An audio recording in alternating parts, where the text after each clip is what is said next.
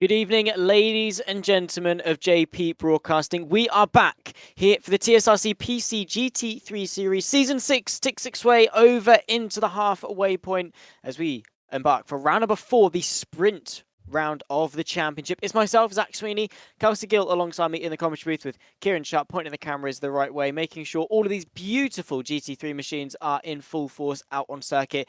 Today, of course, the sprint round. So there are 2 races on offer. The first of which is reverse championship order for both the pros and the AMs. Then we head our way into a 15-minute qualifying and then another 20-minute race to follow just after that. It should be a lot of carnage, a lot of chaos, a lot of fun here at Donington Park. And Kelsey, they're embarking on the formation lap as it stands. Let's bring it on. Yeah, let's bring it on. You talk of beauty, and we are at the beautiful Donington Park circuit, which is going to be a fantastic home for 2 20-minute sprint races. And you can see they are in reverse championship order at the moment as we go around on the formation lap. There'll be some drivers to keep your eye on, I think. We have driver number 16, who I believe is Yotam Sharon. He'll be leading the way for the pros. And then for the AMs, it will be the driver number 27. That is Matteo Martini, who will lead the way for the AMs. It's going to be an interesting race. There'll be some quick drivers to go through the field. You've, of course, got your championship leader, Bailey Thompson, who is going to be on a charge, I think, after his poor race last week. But keep an eye on the likes of Dominic Aligna and Samuel Chumley as well, known veterans of the TSRC GT3 PC Series, who have been enjoying their last to as high as they can get, I suppose, challenges in these races. And I think there'll be some good shouts for the win this evening, but it's all yet to be written, Zach. Very much so. Well, of course, you can see they're running their way through the Fogarty S's. They'll then ride our way into the Melbourne and then the Goddard's hairpin just after. And I very much cannot wait. You can see lining up 2 by 2. Noah's Ark, of course, their formation, a rolling start here on Assetto Corsa Competizione. The first of 2 races here. Of course, those watching along on the JP Broadcasting YouTube channel and also those watching along on the Sim Racing Collective YouTube channel as well. It's going to be an amazing evening of action, I'm sure. We're about to tick our way into the second half of season number 6, one that has so far been dominated by Bailey Thompson at the top of the pros. But who is going to reign victorious today? 20 minutes of racing action on the clock as Yuval Sharon and Jack Southfield that share the front row. We wait for the green flag to wave and we wait for them to put their foot down here in Donington. That run towards, of course, turn number 1 is vital. The Lamborghini of Southfield pulling to the outside line as they run their way.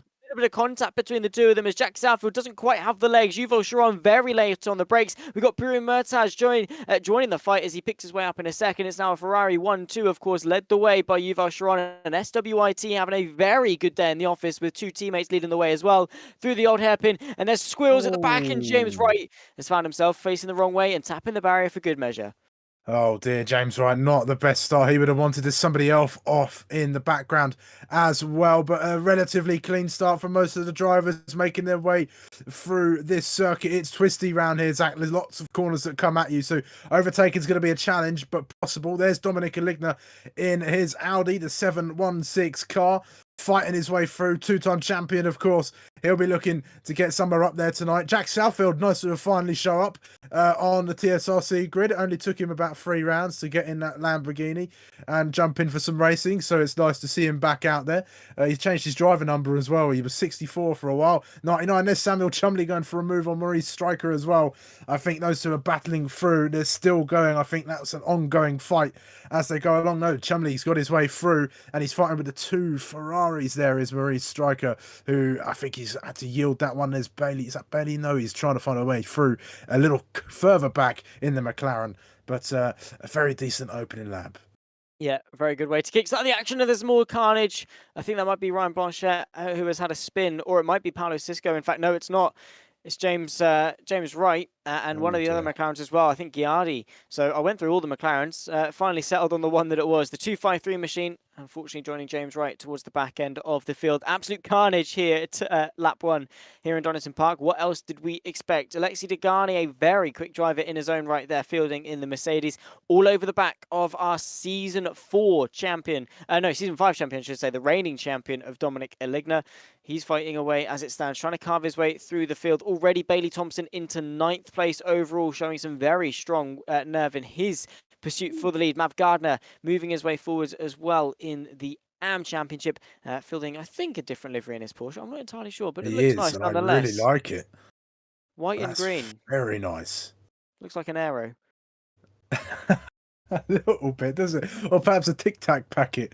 Yeah, but I really like that. The green really sort of punctuates the curves of that Porsche, which really makes it a lovely little livery as we go along. Here's Graham Kerr. I think he's having to fight along with Bailey Thompson, who I think's just got ahead of him.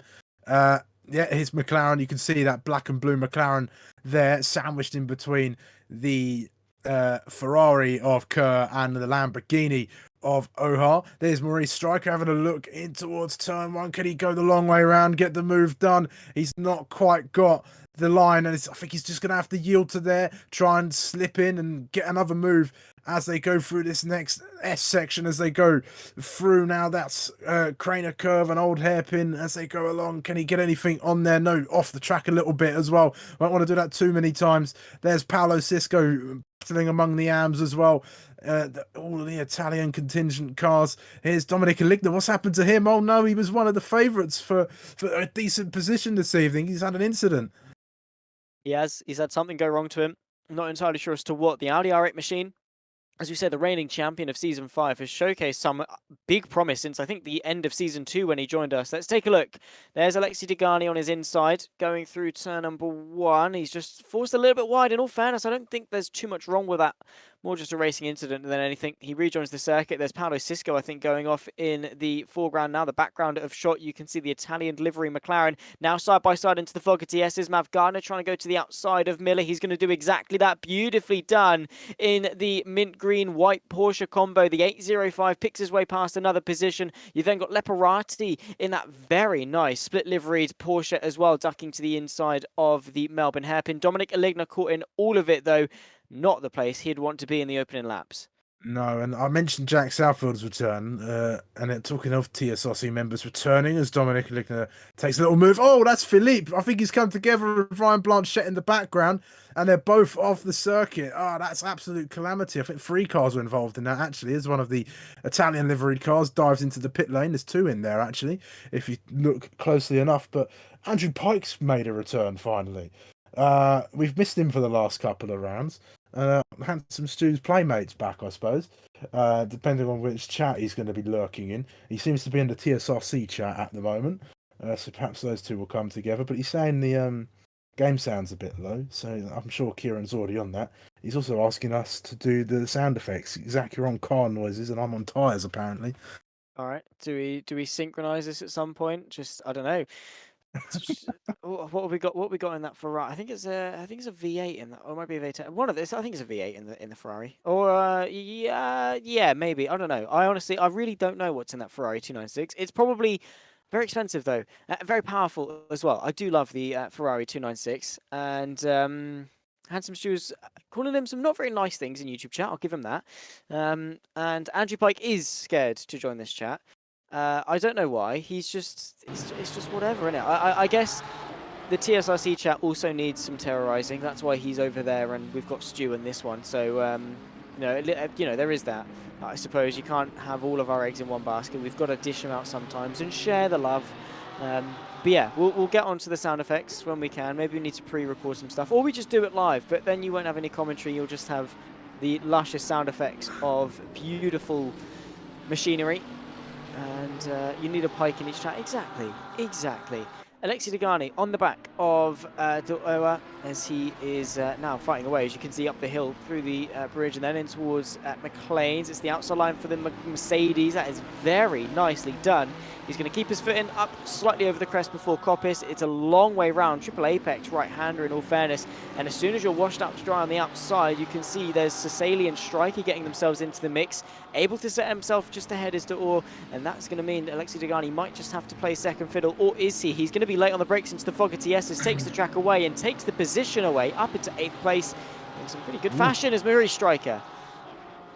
That was a brave little move going into that chicane there. You could see he was boxed in just before they went in. He had nowhere to go. He had cars in front, behind. He had grass to his left and a car to his right. So he had nowhere to go in that Mercedes. But he's stuck it. And remember, he won last week. He's the only driver, at least in the main part of the season. I'm not sure about the first race we had, which was the not the pre-season one, but it was the I can't remember what race that was. What they called it. The name seems to escape me every single time. But the classification race, there it is. It came to me. But yeah, I'm losing my words now. Degani, the only other driver other than Bailey Thompson to win a race so far that I know of, at least. And he'll definitely be fighting hard. Where is Thompson at the moment? He's actually ahead. He's in P5. He's charged way through the grid for only about 5 laps, Zach. Yeah, we're only, well, not even halfway through race number 1. Dominic Aligna, though, making some good progress forwards. Looking to the inside of Leparati, which is still one of my most favourite names on this grid to say. I don't know why. I think it's because it reminds me of Moriarty from Sherlock Holmes, potentially. I don't know. It's just a nice name. Anyway, he's in a very nice Porsche. It reminds me of the VRS Coanda Porsche, which also looks pretty nice. So there we go. Graham Kerr, though, in 7th place on the back of Murtaj. Bailey Thompson already checking out. You can see that McLaren looking menacing. He's carving his way forwards. And we talk about the sprint rounds because, you know, what crafts a champion. We'll go back to that in just a second, actually, because Graham Kerr could have just pulled off a very, very astonishing move. He's going to have to get it complete into the next hairpin, though. Late on the brakes is Murtaj. Tries to go the long way round. Graham Kerr picks his way into 6th place. Nicely done, as we're only a minute away from the second half of race number 1. But obviously, what we talk about a lot is the ingredients for a champion. And Bailey Thompson so far this season, bar Imola, and including the classification race, including the preseason race, he's gotten pole and he's ran away with it up front. Don't get me wrong, that is a beautiful skill to have, but you're not always going to have that luxury, right? You're not always going to put in that amazing lap time in qualifying. You're not always going to start towards the front of the field. Bailey Thompson right now has proved that even with a reverse championship order race, and you know the pro field isn't small, he did start quite far down, he still swiftly made his way into 5th, and we've still got half the race to go. Yeah, you know, I've seen some great drivers over my time in the commentary box and on the track as well. And the one thing that stands out to me about them is that, you know, whenever they turn up onto the track, whether they're starting on pole position or they're, you know, starting a little bit further down or had a bit of a bad qualifying, perhaps, you know, starting right at the very back of the grid, their presence is always felt, I suppose. No matter where they're starting, you know, Bailey Thompson, he'll get out into the lead and he's gone. He'll come into a sprint race and he'll charge through as many cars as he possibly can, and he's just quick, he's consistent. And yeah, last week he had a bit of a bad one, finished further down than he would have liked, dropped it from the lead after getting himself a penalty.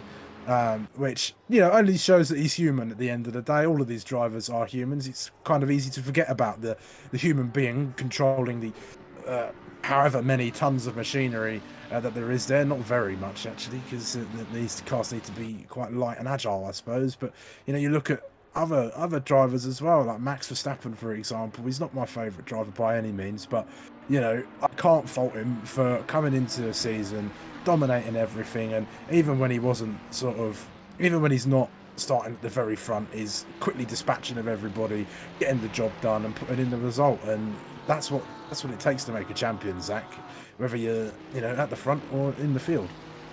Yeah, you know, there are so many variables over the course of a championship, but I think the most important thing as a driver that you can do is continuity. Having that consistency over the course of a season, finishing top 5, top 3 on the podium, you know, same thing I basically just said, top 3 and then podium, but you know what I mean. Yotam Sharon, unfortunately, from pole position is slowly but surely falling back to the pack. You can see he's just been overtaken there by Bailey Thompson down to 5th. Also, Martini has picked himself up a drive-through from the AM lead, which tells me he's been a naughty boy with the track limits here at Donington Park, which is easily done, granted. Can happen, especially in the Fogger TSs, and we'll have to relinquish that race lead to Borrielli. A little bit further down, James Wright on a fight back. He's side by side with Kiala. This is for 22nd place overall. James Wright still got a long way to go if he wants to make any points up in terms of that pro field. Sends the Ferrari in deep, gets a nice little up and under, and should hopefully for him have that job done by turn 1, but he's not quite been able to. The Ferrari able to deliver the power nice and effectively.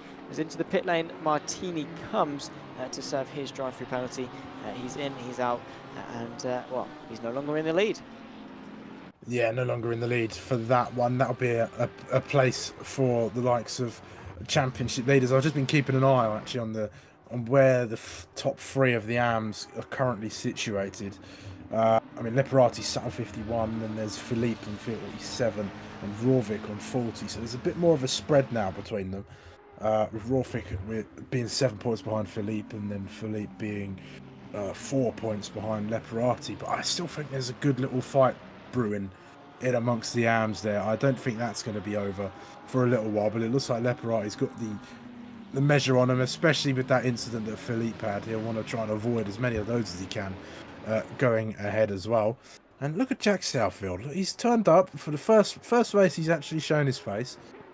He's in the lead of the race, not by much. Yuval Sharon is on the case, chasing him down. Samuel Chumley there as well, getting involved. So we've got a 3-car fight for the lead of this race. I'm sure Andrew Pike is cheering him on and perhaps crossing a finger that he crashes, perhaps, on the sly as well. But we'll see. What's he saying in the chat at the moment? He says, look at the key leaderboard. 99 equals wins, he says in the TSRC chat. Phil saying who dumped their rubbish on the track in reference to the marker board that's all over the circuit. I think it's got something to do with Jack Southfield, probably. Yeah, 100%. Of course, it's a fairly overcast day here in the UK, here at Donington Park. No sunshine out and about. So Jack Southfield, I think he felt safe to emerge from the shadows as to not get burned. Thomas Rovik, though, he's used to overcasts. Of course, the Norwegian driver looking very strong. And has shown some pretty good pace so far this season as well. Just shy of 6 minutes left to go in this race, which doesn't equate to many laps at all. Probably 3 or 4 maximum left. Well, probably closer to 4, I'd say. They're running 1 minute 26 lap times, and Jack Southfield is actually driving quite well. I do hate to say it. McGowan side by side with Dominic Aligna, the Audi R8 on the inside, and the very vibrant purple Ferrari tries to hang it the long way round. To no avail on that particular occasion, and the 716 picks his way past even further. Something about Dominic Aligna in this championship. I mean, of course, he's been starting from the back all round. Same with Samuel Chumley. But this was their round that they were forced to start from the front, and somehow Dominic Aligna has still managed to start, effectively start from the back. Yeah, I think just getting caught up in incidents, it can happen from time to time, and a lot of the time it's not your fault. Sometimes it is, but you're always looking to blame somebody else, from sometimes at least. But, that's why the stewards are there, I suppose, to try and dissolve any arguments that might happen between drivers. But, Dominic Aligny is a class driver of his own. He'll make short work of some of these AMs and maybe some of the pros as well. I wouldn't be surprised if, he's only got 4 minutes or so to do it, but he might get ahead. He might be able to try and catch up to Quinten van Vingeren, although it might be a bit of an ask, him being 2.7 seconds behind Raya and Borelli. So perhaps I'm being a little bit too optimistic, but someone who needs a bit of optimism is Maurice Stryker. He's going to have to try, go for a move, plants that car in the middle of the track, says you're not coming past, does Mirtaj, and doesn't let Stryker through. There's Bruno Zanchi as well lurking in the background. 3 cars all very close to one another. Can there be any moves into the final corner?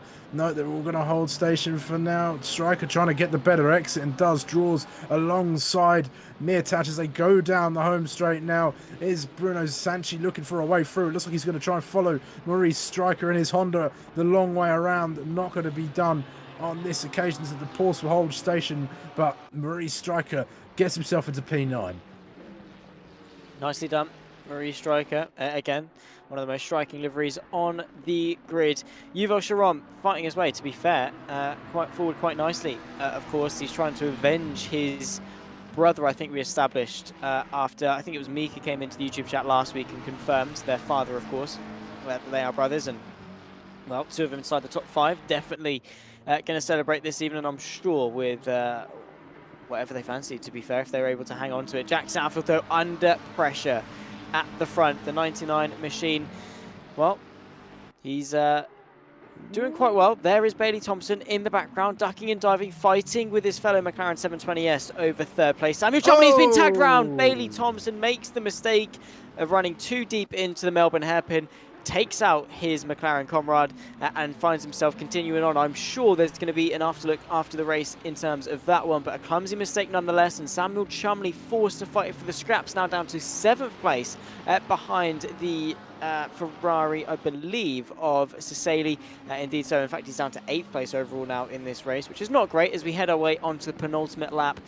But yeah, Bailey Thompson, that's 2 races and 2 fairly decent mistakes. Yeah, fairly big mistake on that one, I think. I think he just got a little bit too excited. You could see, I think, he was trying to go underneath Samuel Chumley, but Chumley, I think he was pretty savvy to that on the moment, so he stuck it on the inside, kept that door closed, but Bailey Thompson perhaps was caught out and probably should have seen that coming from Chumley, as he was really putting on the defence. And speaking of, you can say what you want about Jack Southfield, but I have seen some great defensive driving from him in the past, and he's doing a great job in that Lamborghini, much better than he was in the Porsche, I think, last season. Not the Porsche, the Bentley last season, which I think was a little bit too much of a clumsy car for the likes of Jack Southfield. Well, clumsy driver, clumsy car, you know, it's quite a decent match, I'd say. Anyway, yeah, I mean, he's driving well, he's doing all right, and he's got 1 more lap left to go. Jack Northfield, we're getting told from good old average Sharpie. All right, cool, yeah, fair enough. He's, yeah, doing all right. To be fair, you know, I'll give him credit where credit's due. He's driven all right today. Same too as Marco Borrielli, to be fair. He's fighting away with Luca Rye. This is for the AM lead. Rye, the 33 machine, goes to the outside of the Melbourne hairpin, snatches 14th place away, but there's contact. He's trying to squeeze his way to the inside. Off the road goes Luca Raya. Marco Borrielli continues on, though, controversially. I'm sure, well, there's probably not even going to be much controversy with that one. No. That is clear-cut. Borrielli fitting his nose into a gap that definitely did not exist. And as far as sim racing controversies go, that definitely does not stack up to recent times. And Borrielli is, well, he's going to take the AM lead, but I don't know how happy Luca Raya is going to be. No, I don't think he'll be very happy at all. He should have backed out as soon as that first bit of contact was made, but he just went for it, didn't he? And there was no gap there, really. There wasn't the car's width for him to even try and go. He had 2 wheels off the track attempting that move. He was on the grass, giving it a little trim just on the very edges. So not the ideal move. And we've got 2 seconds left. I think this is our final lap, Zach. And it looks like Jack Southfield, this is his race to lose. It is. Southfield has risen to the occasion. I don't know what they've given him for breakfast. I don't know what has been in his Weetabix today. I don't know what SPF he's wearing in the cockpit. But one thing is for certain. Race number 1 here in Donington Park is going to go the way of Jack Southfield. He's dominated, he's held his nerve, and he's beaten Yuval Sharon and Bailey Thompson to the top step of the podium.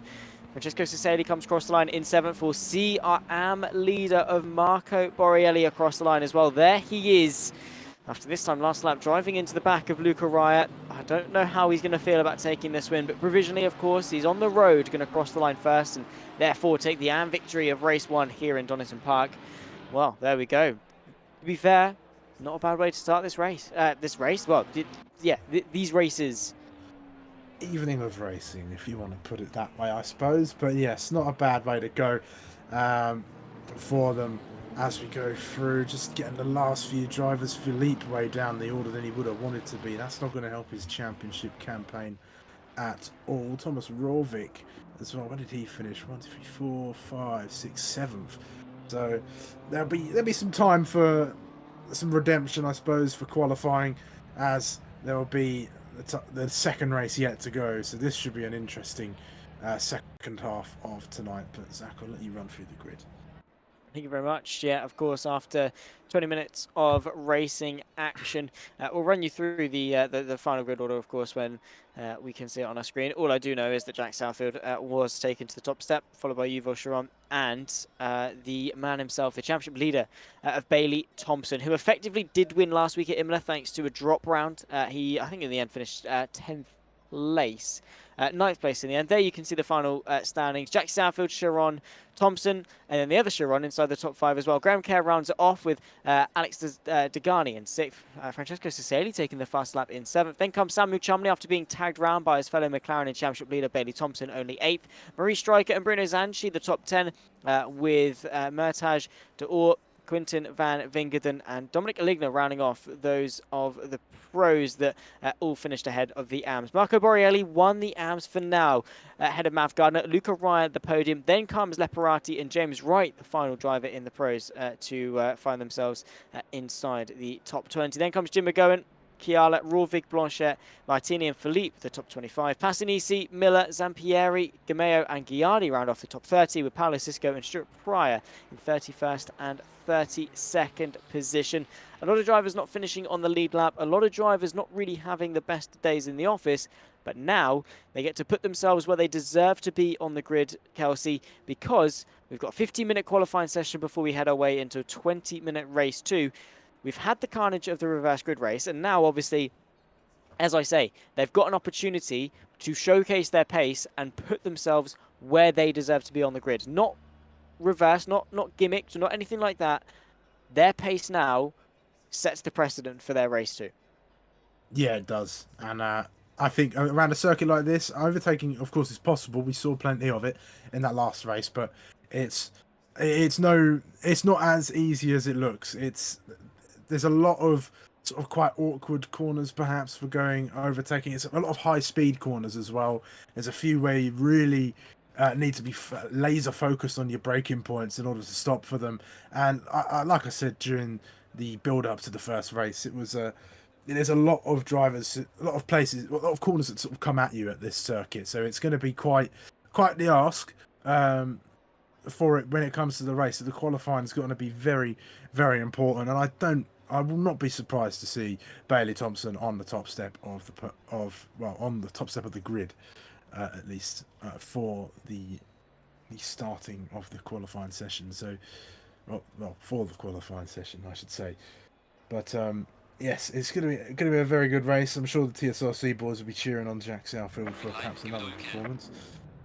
Yeah, I do want to know actually who is going to be saying Sharon's name in an Aussie accent, Handsome Stew. Let us know in the chat. And no, wait. Does he mean an Australian accent? Because the way he's put it, Aussie. Oh yeah, maybe. Yeah, you know actually, what I mean? no, you're right. Yeah, Aussie's voice. I read it as Aussie accent. So yeah, no, he's right. Get those two mixed up? Who is Aussie? Hang on. Is it Ozzy Osbourne? Ozzy Osbourne, yeah. No, Sharon! There you go, Stu. That's as close as you'll get. And moving on, very swiftly. Welcome into Nathan Richards, of course. Thank you for joining us in the chat. Nice to see you, of course. It's been. Hang on, let me have a look at how long it's been since I've worked with Nathan. It was on the TSRC 500 series a while ago, like a long time ago. Now, what? Wow, when was that? It was the 22nd of July. Blimey, that is a good old long time ago. 3 months essentially, which is it's been too long. We need to find something, Nathan. We need to jump on it. We need to get going, mate. All right, yeah, Valencia, all the way back in Valencia. 3 hours I had to spend with him. Blimey. And then, of course, we rounded off the stream in great fashion in a way that I'm never, ever going to live down. For those that know, they know. For those that don't, well, probably best to keep it that way. Bailey Thompson going to be one of the first drivers to cross the line to start his first flying lap here in Donington Park. Of course, running your way into turn number 1. It's all about trying to make sure you get a good enough exit because it is a long run through the Craner curves. You want to maximize that run going into Hollywood and then through the Craner curves, then towards the old hairpin. It's very easy to get caught out. And then, of course, the old hairpin, braking in a straight line, bringing the car to the apex, not running too wide either on the exit. Bailey Thompson and that McLaren definitely look well, at 1 around Donington. Yeah, he does. He looks laser focused on the circuit, doesn't it? And it takes a sharp and aggressive setup around here to get a good lap time of this circuit. And it looks like Bailey Thompson's got quite the measure. He's just that McLaren's almost an extension of his body, and that's exactly what you want to get to as a driver, whether it be in real life or as a sim racing driver. I think I'm only a week into my campaign of starting to use a racing wheel as opposed to a controller, and it is been quite the shock to the system, but I'm getting there despite being lapped twice in the first race of the season that I've just started. So we won't talk too much on that one, but you know, we're looking forward to round 2 is all I'll say on that. But yeah, this Donington Park track is a pleasure to drive, and Bailey Thompson is going to come around to finish off his lap. What's it going to be? I think it'll be the fastest time out there at 1:26.1. Not a bad lap time. Oh. But Sharon, hello, welcome in. A 1:25.9 to the top of the timer sheets. Ferrari looking good, it must be said. And definitely a strong force. Dominic Aligna, oh, that's a slow lap time for him. Definitely for his standards. The two Chirons both inside the top 3 as the first set of lap times cross the board. And we're just sort of gauging where people are. Obviously, we've seen race 1, so we should have a vague idea as to where people are. But, you know, we haven't seen them on one lap pure, just absolutely nailing it pace. We've seen them sort of at a consistent race pace as such, and those can be two different things for drivers, but it is Yuval Sharon, Thompson, Yotam Sharon, the top 3, to all putting in a good lap time as well. Still a second off pole position. We're still waiting for the majority of drivers to put a lap time in. I have to say, Donington Park is a short circuit for 31 cars to be going around. That doesn't really leave you a lot of space to be on your own.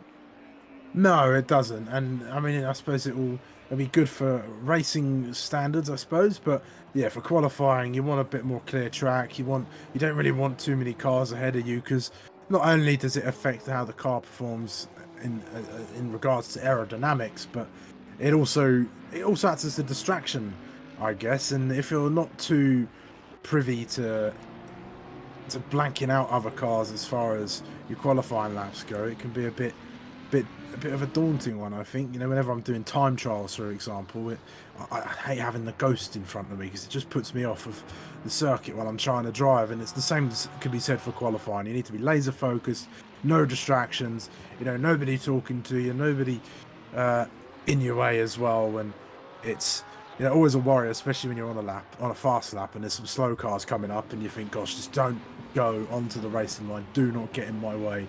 Because in those moments, it's, you know, the adrenaline's really going, isn't it? It really is. And adrenaline spike, it can be your best friend, it can be your worst enemy. It depends how you harness it as such. I know a lot of drivers like to keep themselves, you know, nice and calm and try and control the nerves, ride the wave with it. But I also know a lot of people just like to ride the surge and use that adrenaline to pump themselves up. Sort of, I suppose, to like anyone that's sort of savvy with the gym, sort of like sniffing pre-workout before a big deadlift or something like that, to really get the blood flowing, or whatever it is, whatever they do. Sort of the same thing, the same methodology going into a qualifying lap as such. Just really getting yourself up to standard, and just again, just riding that hype. But again, that depends on the driver. As I said, I know drivers that prefer to be smooth. I know drivers that prefer to just chuck the car in and hope for the best. Welcome in, of course, to everyone that is watching along at home on both the Sim Racing Collective YouTube channel and the JP Broadcasting YouTube channel. I can see anything going to Donington on Sunday. Of course, they've got GB3, GB4 going on over the course of the weekend. Good old Sim Racing's own Lewis McGlade will be on comm. So if you see him, say hello. I know Ewan O'Leary's going up there as well, JPB zone. So again, if you see him, say hello. You'll probably miss him though, because he is quite short.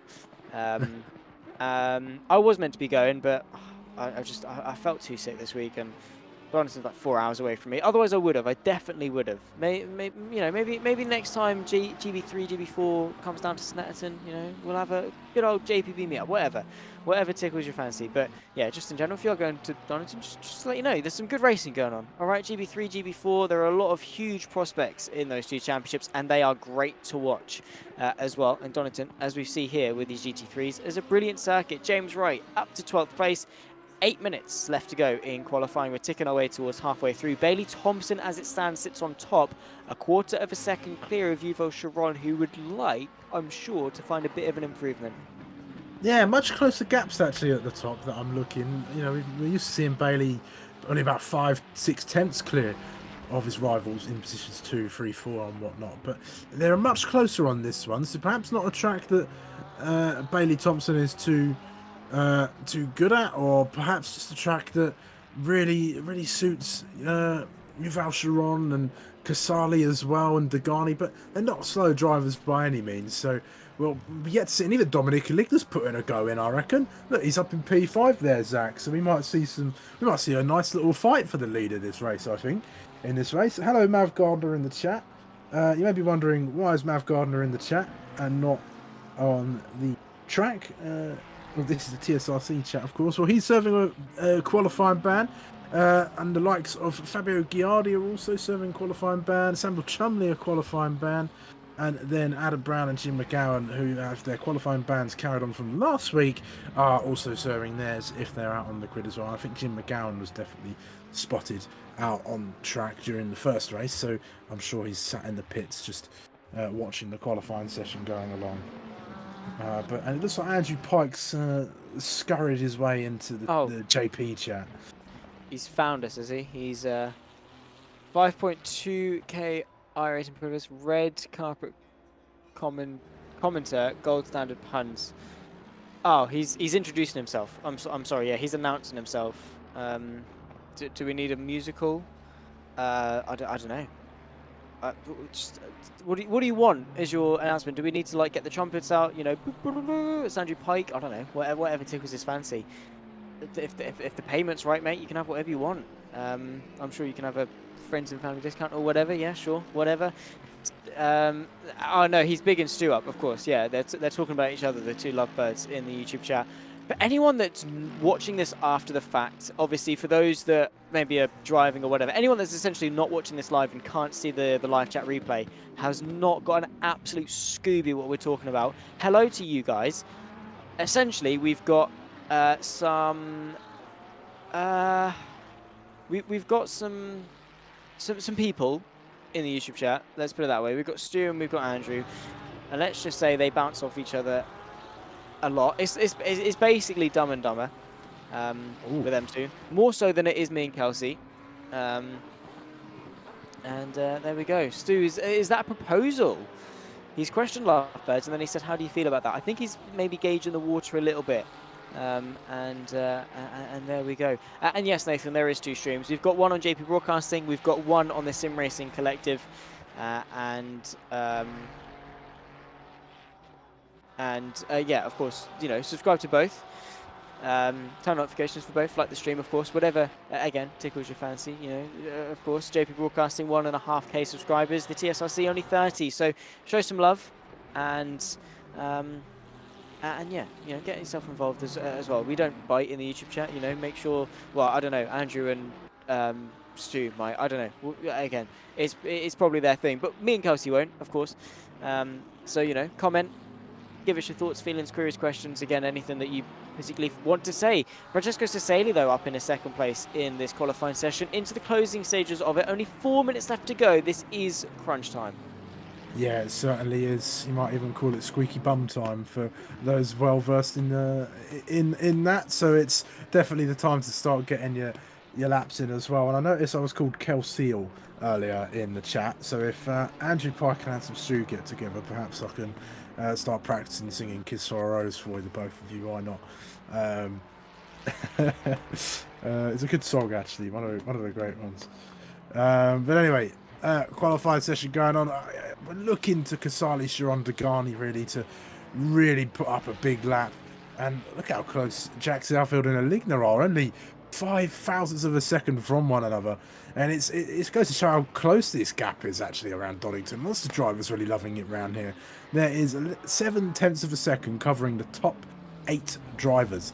So this might be our best chance for somebody to snatch pole away from Bailey Thompson. And Yuval Sharon has put in a great effort and is only 100th of a second away. It is looking mighty. We've got maybe, it depends if they're out on track at the moment. If they're out on track at the moment, they've got 2 laps. If they need to go and do a side lap first, they're out lap, then they've only got 1 more lap. So it all depends on who's out on circuit as it stands. It depends on their, it depends on the temperature of their tyres and things, and obviously their mindset as well, going through the qualifying session. But only 2.5 minutes left to go.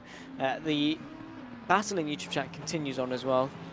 I think we've racked our brains around the secret identities of Stu and Andrew. I don't know. Maybe, who knows? Maybe they're cousins, brothers, sisters. I don't know. Maybe is Andrew your sister, Stu? Whoever. I don't know. Whatever. I don't even know where I was going with that. Anyway, yeah, the two, and of course Nathan as well, touching on the fact that if Dumb and Dumber is involved, then we do need to get Lewis McLeod involved. We do. He's special, but he's a 2-time award winner in sim racing, so he knows what he's talking about sometimes, and of course does GB3 and GB4 as well. So that's Lewis McLeod for you. So as stupid as he might be, he's all right sometimes. My thoughts on blue flags: I'm colourblind, so I can't see him. So enough said. I'm not going to do a James Parfit and go on for the majority of the stream talking about them. Francesco Cesali, though, up in 3rd place. 1.5 minutes left to go. A 10th separating the top 3. It could go anyway. Yeah, this is probably one of the tightest qualified sessions we'll have this season. Cesali coming around the final corner. I think he's preparing for a lap on that one. He took a very wide line, looking to get the best exit possible in that Ferrari. So we'll yet to see what he has behind the wheel of that lovely olive green Ferrari that's making its way around the track for the final time. We've got a minute left in this qualifying session.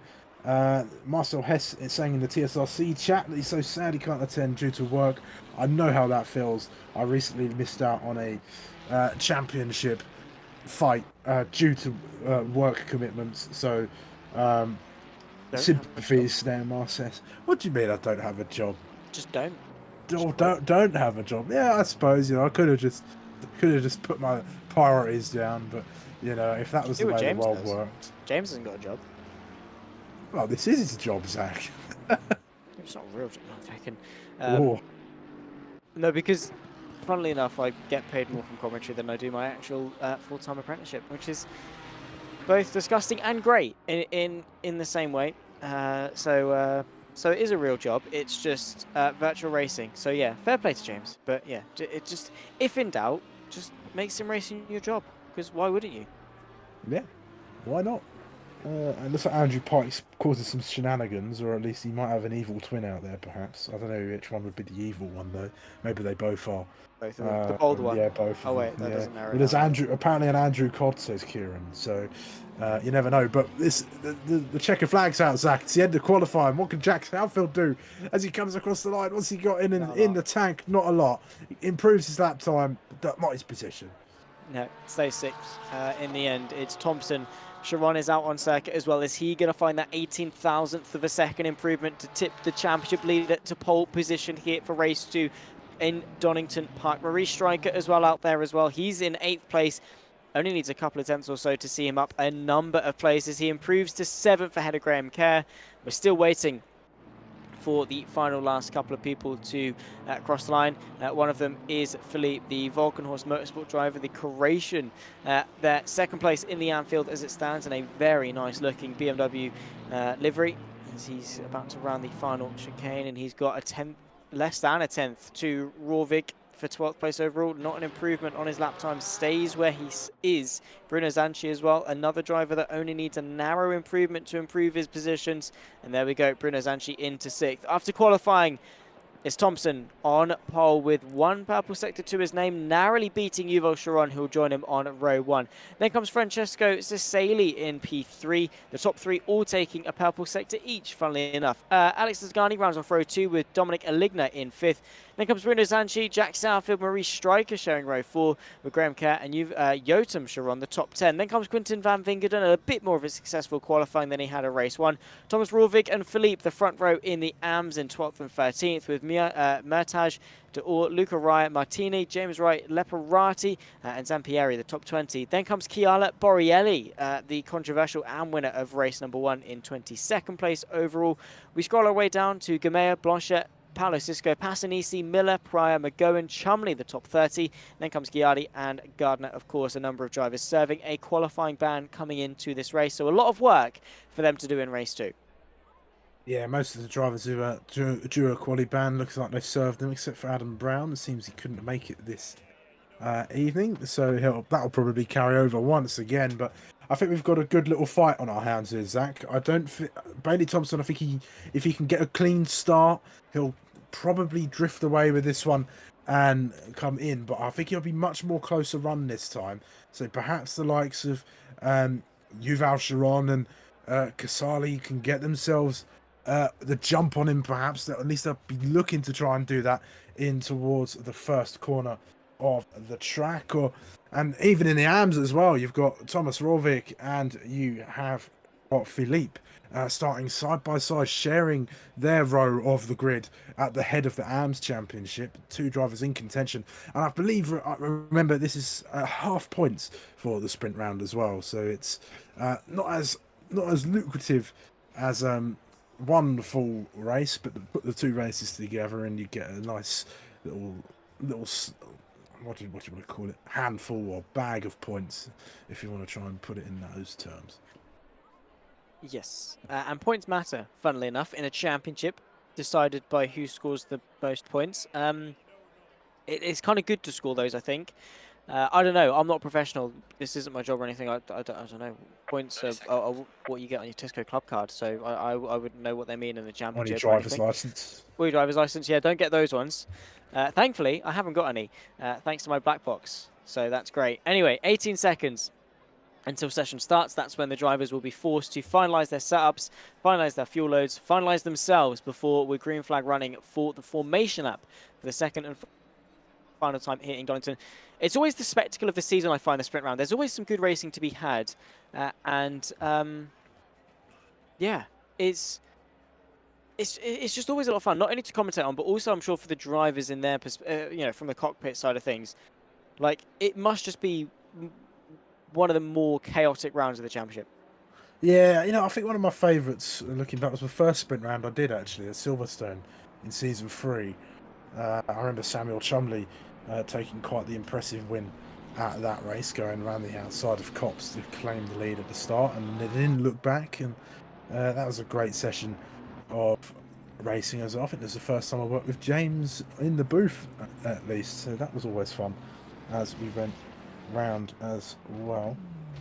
You know what, Zach? I reckon Andrew Pike gives me the feeling of somebody who's had some points on his driving licence sometime in life. I don't know. Maybe. I think so. He does seem like the type of guy. But I'm not sure. I don't know. Maybe he'll indulge in us. I don't know. I have just been quoted in terms of the absolutely inspirational knowledge that I've just shared with the entire YouTube chat. Of course, that points are important in a championship that is decided by points. Andrew Pike has entertained us. He said 1 or 2, Kelsey, 1 or 2. So I think he means that he might have gotten at least 1 or 2 points on his license at some point. Anyway, we're into the second half of the formation lap before we head away onto 20 minutes of racing. Bailey Thompson on pole. This is dangerous territory for him, of course, as we've seen. He always likes to run away with things at the start. For Yuval Sharon, though, he was only 18 thousandths of a second off in qualifying. Does that mean that Thompson might have a challenge? He might do. I think they need to try and get him on the start. I think they need to get that part of the race absolutely spot on and try and challenge Bailey Thompson. We could see Bailey Thompson has fought, but he might perhaps be open to some mistakes because he's not had to do a lot of fighting through this season.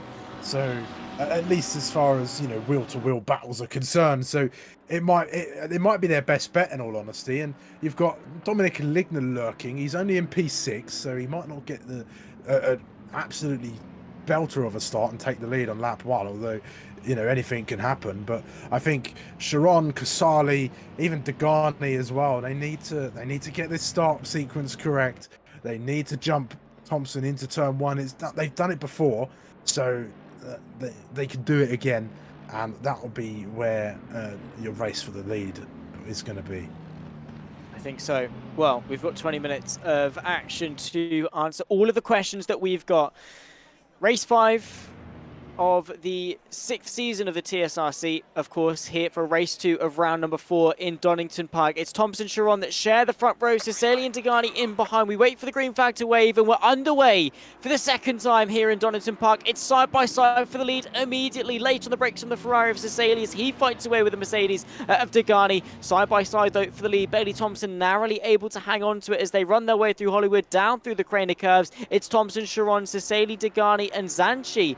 Dominic Ligner, I should say, that round off the top 5. The Audi R8 able to pick his way through and up into 5th. Amazing start from Thompson as Luca Raya makes contact with Philippe and sends the BMW off into the grass. Philippe, not again. Oh, I feel for him. He's had so many times where he's just been spun round during the race, and it's really going to hamper his championship this season, I think. As far as the AMs are concerned, there's a lot of cars off the track. 2 of the Italian Mafia cars on there, or the NERT racing team. As they're going along, there's a lot more scrapping as well, and it looks like Sharon's been dropped by Thompson. This could be Thompson's chance to look back, well, to just look forward and not see these other drivers behind, as Casali's going for a challenge now as they come into this one of 2 hairpins in the final sector. Casali well off the circuit. They're 3 wide on the exit. Dominic and Ligner tagging the car of Degani ahead after all of that, and it looks like well, who was that went off? I can't remember now. I'm a terrible commentator. Maybe if you turn up on time, you'd be a little bit better, but it's fine. Oh. It's all right. We'll cut you some slack because you're a better commentator than Jack Southfield is a driver. As Jack Southfield, speaking of, sent sideways by Bruno Zanchi. Fair play, Jack Southfield. Maybe that was a compliment to you, Kelsey, because he just showed the car control of an absolute god. Fair play, Jack Southfield. I'll give you that one, mate. Down into 7th place now, but still pointing the right way, thankfully. Francesco Ceceli dropping a few places down to 8th after what was initially a fairly good start for the Italian. Southfield, yeah, he's got a lot of work to do. Thompson, though, running away with things out in front, already 1.5 seconds clear of Yuval Sharon, who himself is, well, probably going to get pestered by Alex Degani in the near future. Yeah, I blame my memory on that one down to the time and tower of Assetto Corsa Competizione. I mean, what? Well, we like to throw some shade on the commentator of accessibility of this sim, so it's it's a fair one. It's a fair cop, although you'd think I'd be used to it after what 3 seasons now. As what's happened here? I think is that Jack Southfield involved in that? I think that's one of the Sharon brothers as well. Yeah, look, there he is, Jack Southfield. He's up to his old tricks, perhaps. He's tagged somebody in a fight, and he's gone off the circuit.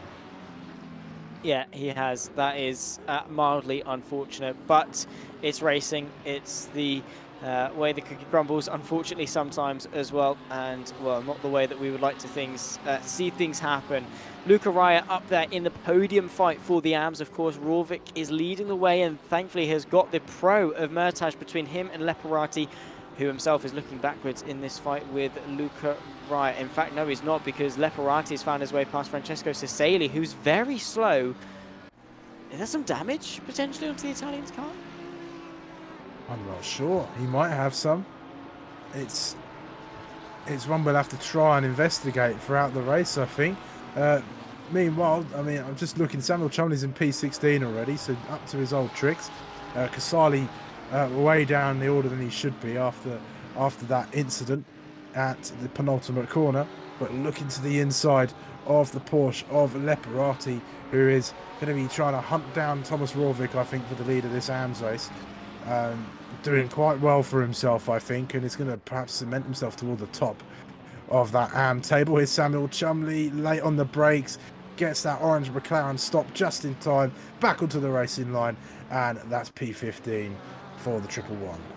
Nicely done. Samuel Chumley, of course, got tagged round in race number 1 and was forced to finish towards the back end of the top 10. Now he's back with a vengeance, of course, in his usual fashion of not participating in qualifying and fighting his way forwards. He's showcasing a lot of prowess and overtaking ability. Quinten van Wingerden, the Dutchman, gets the up and under on the Lamborghini of De Oor. They run side by side through Hollywood, now down the hill through the Craner curves. The Lamborghini forced to play second fiddle as van Wingerden making moves forwards in this race.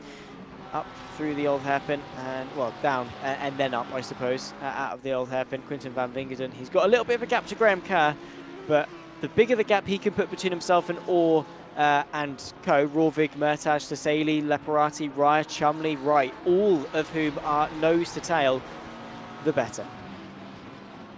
Yeah, of course, and there's going to be a lot of scrapping through this. I think this is the nature of the circuit. They're all very close together, and the shorter race as well is going to allow for that. I don't think there's any mandatory pit stops. If my knowledge is to be assured, so they don't have to come in and change tyres during these sprint rounds. That's saved for the longer events of the 40-minute races. Samuel Chumley looking to go for another move. He's going to try and get past Luca Ryan. This looks like a happy hunting ground for the 111, as it looks like he might have another position, although he's going to be having to fight this one. Perhaps no, he goes later on the brakes, gets it done, has that little outside line. Oh no, he's around. They've made contact. Oh, not again. Well, yeah, well, that's just, well, you know, you all saw what happened. I mean, it is unfortunate those things happen. It's racing, and not what we'd like to see, obviously, but, you know, it's Donington Park. It's a sprint round. Stakes are high, pressure's high, adrenaline's high, mistakes happen, things happen. And that's just the name of the game when it comes to racing. You know what you're signing yourself up for each and every single time you get into the car, or I suppose load into the car, I suppose, in the sim racing sense. You know what can happen. You know the liabilities that are there. You know the responsibility you have as a driver and the responsibility you undertake when you enter a competitive nature. Some things go wrong. And, well, you've got to take those responsibilities. You've got to learn from them. You've got to bounce back. And, well, maybe hope you don't get a penalty.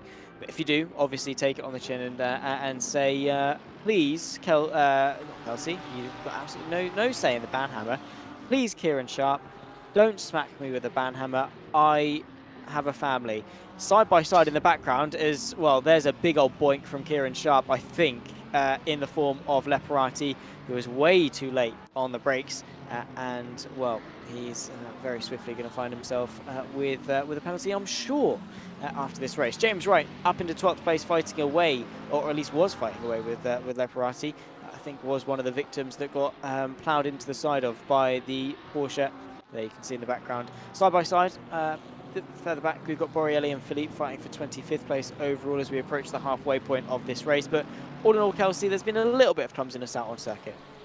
Yeah, a little bit of clumsiness. I think that comes down to a little bit of impatience. I mean, this isn't the reverse grid, of course, but that's more of a thing during them. But I think this is slightly more scrappier than that first race, I think, and maybe just that first race and that qualifying have maybe taken a bit out of the drivers, and that's unsettled their reaction times, or it's unsettled their flow a bit.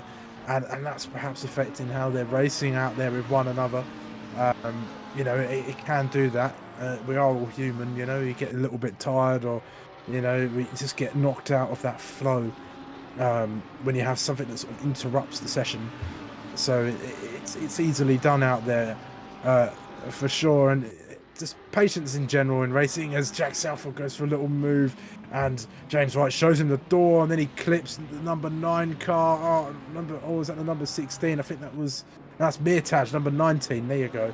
Who's been sent around in the Ferrari in that little scrap there. So Jack Southall will get a couple of places, although he's got Samuel Chumley for company now as they fight along. But patience goes a long way in motorsport. It does. And Yeah, again, it's one of those ingredients that crafts a champion that we touched on a little bit earlier on, with with Bailey Thompson and fighting your way forwards. Patience is another one of those things. There's a time and a place for sending moves. There's a time and a place for being sensible, sitting behind, and playing the long game. Yes, it's only a 20-minute race, but you still play the long game and you weigh up the risk versus the reward. Is that extra place worth the risk of what could be both of your races in the bin? So yeah, definitely practicing patience is not a bad idea. Yotam Sharon, though, after his earlier shenanigans, seeing him drop all the way down to 24th place, might be driving with a little bit of frustration, a little bit maybe normal, a little bit maybe more than normal. Yeah, and now he's fighting amongst the AMs, which aren't really going to gain him any more points out there. So it is frustrating. It's horrible to be stuck at the back or well out of position. And the race that I had just this Tuesday, I spun on the first lap, and that was me sort of done. And I drove around. Yeah, I did feel frustrated, but you can't give up. You can't, as much as you want to retire, you can't, especially if there's points on offer. Because even if it's a handful of points, it's still points at the end of the day. And that's the old saying goes, you've got to be in it to win it. That is true. Yeah, to finish first, you must finish. And you can be leading the race for the whole of it, for 14 of the 15 laps that we have. But if you're not leading on the 15th lap, if you're not leading across the line, do you know what that means? Absolutely nish, nothing, nil, nada, no points. And as we all know, points are important in a championship that are decided by points. So, cross the line, get the points, score them, and maybe you'll do all right in the championship. Bailey Thompson is doing an amazing job out in front, leading the way by 3 seconds with the fastest lap in hand as well. 8 minutes, 43 seconds left to go in race number 2. Quinten van Vingeren locked in a fight with Francesco Cesali, who himself, in all fairness, has started to pick up the pace a little bit. I don't think it's enough really to see his race, change, dramatically, as Samuel Chumley looks to the inside of Thomas Rorvik for 11th. Rorvik driving an amazing race there in 11th overall. A couple of places clear of Leparati in 2nd in class. But yeah, all in all, not too bad for the Norwegian. Yeah, I think this track's really suited his driving out there, and he's in the Ferrari as well, which is not a bad car by any means. I mean, look how many Ferraris are out on the grid. It's the most popular choice, so it's got to be good if the majority of people are choosing it. I think over all of the drivers in the series, there's 13 Ferraris from what I have counted, at least, although those numbers may be subject to change. If my maths is wrong, I'm sure Kieran Sharp might have a word or two to say about that if I am. But here's Philippe in one of the 3 BMWs out there. At the moment, he's making a move on Zampieri, gets it done, and is through into P24. And here comes, is that Borelli making a move on Zampieri as well? They were side by side for just a moment, maybe some contact between the two. They've switched sides of the track now as they're going along, but Zampieri holds off Borelli in his Ferrari and his attempt for the pass. Yeah, at least for now. Of course, there's probably going to be one, maybe another one, maybe more. Samuel Chumley, though, he's not going to be wanting more of those, cutting his way across the grass. That is going through the Fogarty S's, going now into the Melbourne hairpin. He's only in 12th place, so of course he's not tumbled down too far, only losing a couple of places back to Jack Southfield, I believe, who's promoted himself into 11th. So still pointing the right way, but Samuel Chumley, well, again, another driver that will drive with vengeance in his heart. Not dirty or anything like that. He will just use it as motivation. He will drive better because of the mistake. Jack Southfield, though, ducking, diving, and searching for the gap on Thomas Rorvik. Though I have to say this is probably going to be his ceiling in this race, because 5 seconds up to Quinten van Vingeren is highly unlikely that Southfield is going to be able to catch. Yeah, Jack Southfield's not scared to pick up a bit of paintwork during a race. And sometimes it ends in tears. Other times it's moments of brilliance from the ginger driver, who Nice. I think it more often than not ends in ends in tears for Jack. But either way, he definitely gets some great motivation from having an incident or during a race, and that really does help fuel him. And Maurice Stryker looking to enter into the top 5. Here's Jack Southfield again as well, trying to get his way past Thomas Rovik. He'll have to keep an eye on Samuel Chumley behind him, though, because if he opens up himself out on the racetrack, then Samuel Chumley will just slide on in if he can. Meanwhile, Mirtaj gets himself a drive-through penalty. Maybe too many off-tracks, or perhaps he's had an incident with another car. I'm not too sure how that's come about. But we're focusing on this little fight here between your AM leader and the car number 99 of Jack Southfield and Samuel Chumley in the triple 11 as Jack has almost got into the pit lane.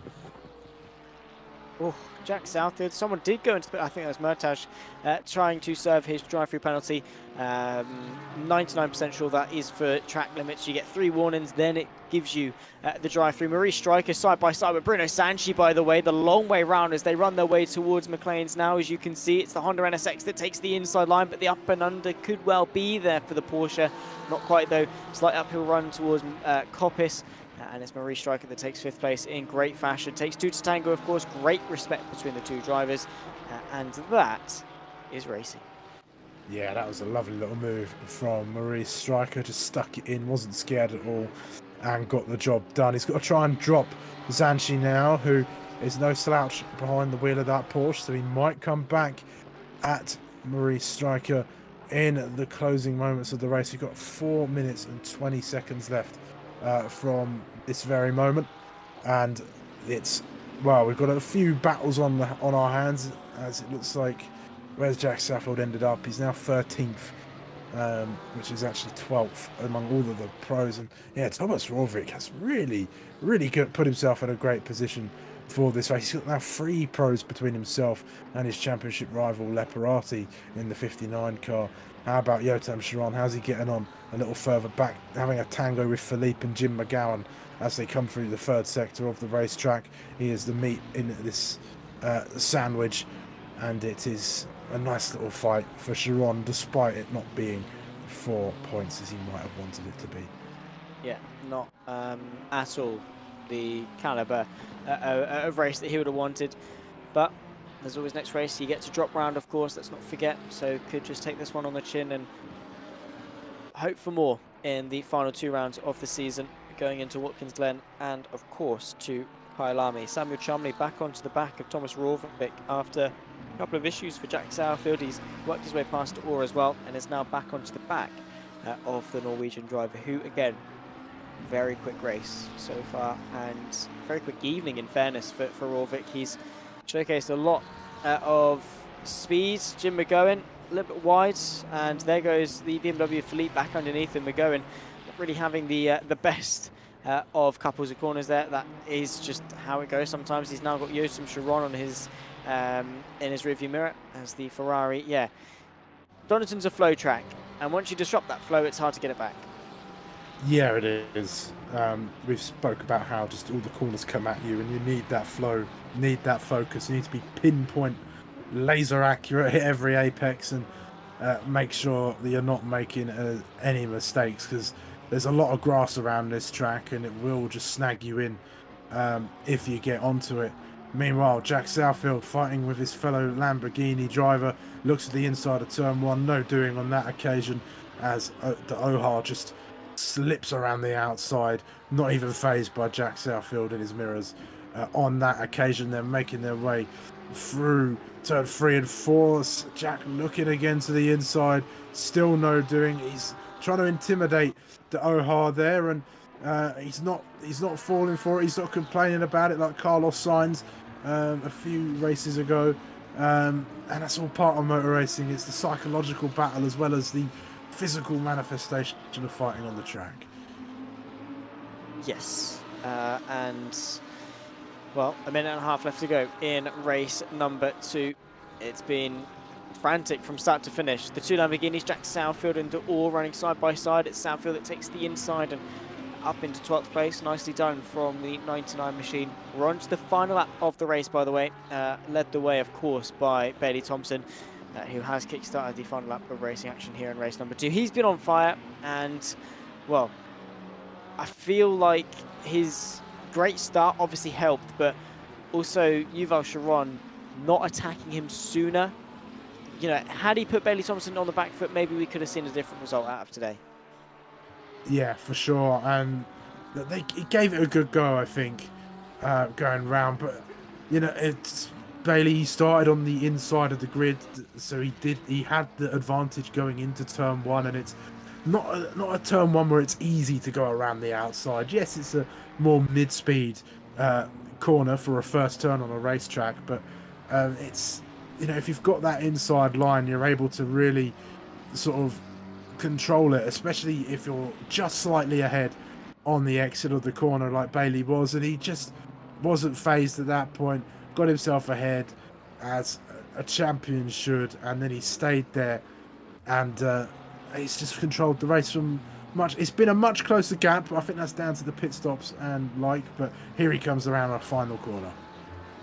Bailey Thompson has led from start to finish. The championship leader takes one step closer to sealing season 6. It's Bailey Thompson back onto the top step of the podium, followed by Yuval Sharon and Alex Degani, the top 3. Then comes Eligna and Striker across the line. Race number 2 is in the books. Round number 4 here in Donington is in the books. They're side by side though. Samuel Chumley and Thomas Rorvik for P10. A little bit side by side into the final corner. Of course, between two classes does not change anything in terms of the points scored, but Rorvik is going to hang on to the top 10. It's a photo finish across the line. Samuel Chumley settles for 11th. What a race from the AM winner.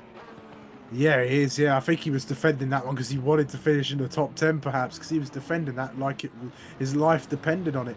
Jack Southfield's got himself a 30-second time penalty on his race time, so that's not helped him out. Here's Jim McGowan coming across the line on the back of Sharon, not quite going to challenge him at the end. It's a bit of argy-bargy as they finish the race, but that's all in good taste as well. Passanisi's going to end the race with a drive-through penalty as well. That might be translated into a big time penalty, perhaps, for the 86 BMW. But a good couple rounds of sprint racing as we've returned to the UK once again, which has always produced some fantastic sprint races, Zach.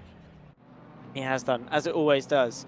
Of course, last season we went to Kota. This season we returned to the UK. We've been through Alton Park, we've gone to Brands Hatch, we've had Kota, and now, of course, we've had Donington.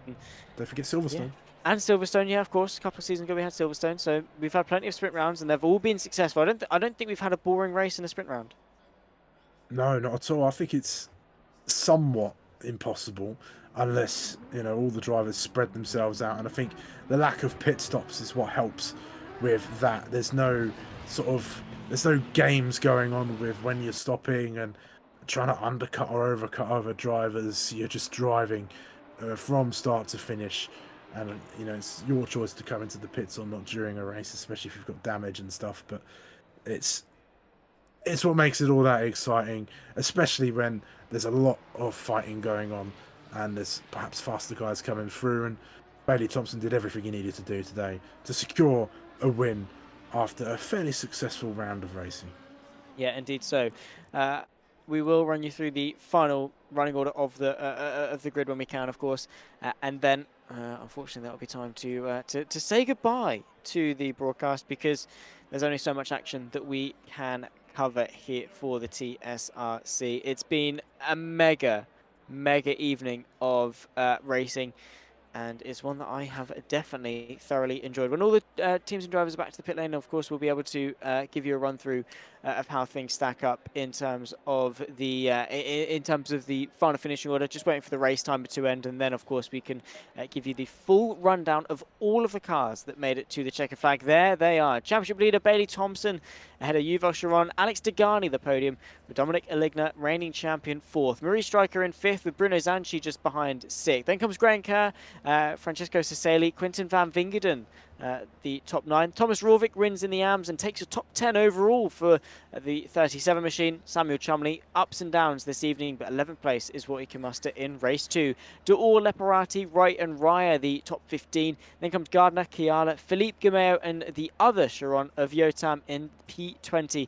Jim McGowan and Mertage would have wanted more out of this race there, as you can see, in 21st and 22nd. Jack Southfield, the highs of race 1, the lows of race 2, getting both ends of the spectrum here today with Martini, Borelli, the top 25. Then comes Miller, Ghiardi, Zampieri, Cisco, Passanisi, Blanchet and Pryor, the 32 cars that took part in today's round. Ladies and gentlemen, that unfortunately is going to spell an end to the Sim Racing Collective PC GT3 Series round number 4 of Season 6 here in Donington. The sprint round is up, it's over. We've had two 20-minute races on offer. In a week's time, we'll be heading our way back across the Atlantic. We'll be going to Watkins Glen in upstate New York on October 26th. 8 o'clock for those in the UK. Don't miss it. It's been myself, Zach Sweeney, Kelsey Gill alongside me in the commentary booth, Kieran Sharp pushing the buttons behind the scenes. Take care. We'll see you then. But in the meantime, a very warm goodbye.